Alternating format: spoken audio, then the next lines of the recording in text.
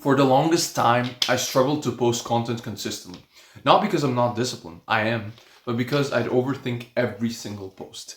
That's why it took me almost 2 years to finally commit. I'd record, post 2 or 3 videos, then stop. I was too attached to the views, too attached to the likes, too obsessed with making it perfect. But this year, something shifted. I finally became consistent, and it came down to these 6 realizations I had. One, you will fail, and that's okay. I realized I was scared of sucking at the start, but here's the truth: you will suck at the start, and that's okay. In fact, it's why you should post content you actually like, because if you're going to fail anyway, you might as well fail at something you enjoy, something where even if one person saw it, you'd be glad you shared it. That's how I go about it now. Two, what people think doesn't matter as much as what God thinks.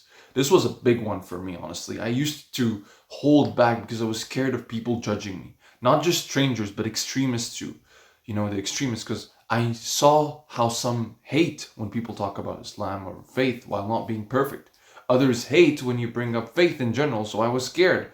But I realized people are going to hate either way. The real question is, if I died tomorrow, would I regret not sharing this? Would I wish I had said something that could have helped someone, even a little, and maybe brought me a good deed? The answer was usually yes.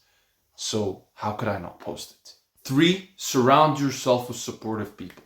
Your circle matters. If you're around people who mock your dreams or think content is a waste of time, you'll always second guess yourself. That's what happened to me in school. I was constantly being mocked for it. But when you're around people, they don't even have to be creators, who actually respect people who think differently, who want to see you win, like my current friends, it changes everything. Because no matter how much hate you get online, if your inner circle respects you, you won't quit.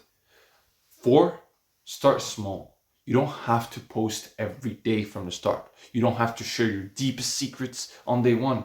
Just share one thing, something that pushes you 1% out of your comfort zone. For me, that was a simple post about not expecting famous people to be perfect. And over time, that grew into sharing about faith, then business, and now I'm pushing even further because I feel more confident.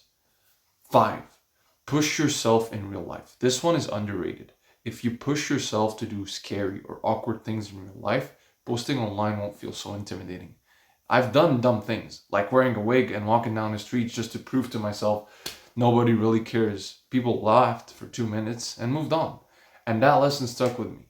People don't think about you nearly as much as you think. So that makes it easier to hit post. Not to mention that at this point, content can't be worse than wearing a wig in public or getting rejected by a stranger you tried to talk to at a coffee shop, but they ignored you.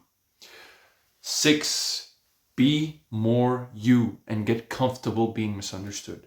If in real life you always water yourself down to be liked, you'll never feel confident online. Start speaking your truth. Even if your friends disagree, start saying what you actually believe. Once you realize you can survive being disagreed with in real life, you stop fearing it online. I mean, that's what I've been doing. I share my thoughts and with my friends and we have discussions, sometimes. Sometimes they don't hurt, they don't agree, but it doesn't matter because if I can be misunderstood in person and still be okay, then who cares if I'm misunderstood on camera too? So yeah, give these a shot.